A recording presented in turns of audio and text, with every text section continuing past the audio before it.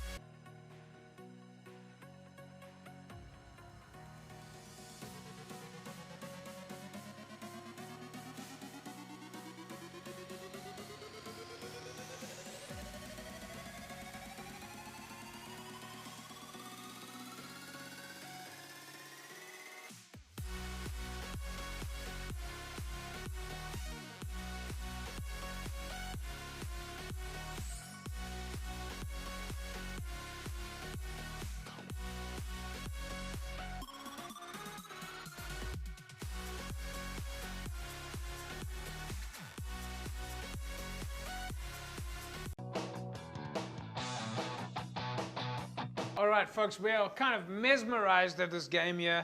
Final score then going in favor of Villagers, 42 points to 31. But Alistair, a massive turnaround for Tygerberg there, putting on, I think, 25 points, 26 points in the second half.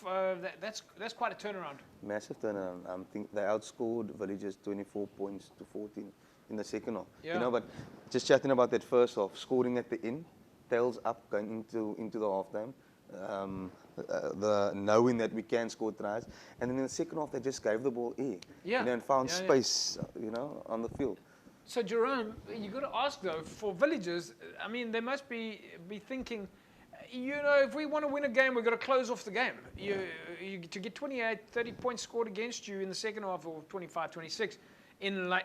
Against you, and you've got to be cautious, because yes, they added on a few more points, but they didn't close it off really that carefully. Put it that way, it's a bit risky.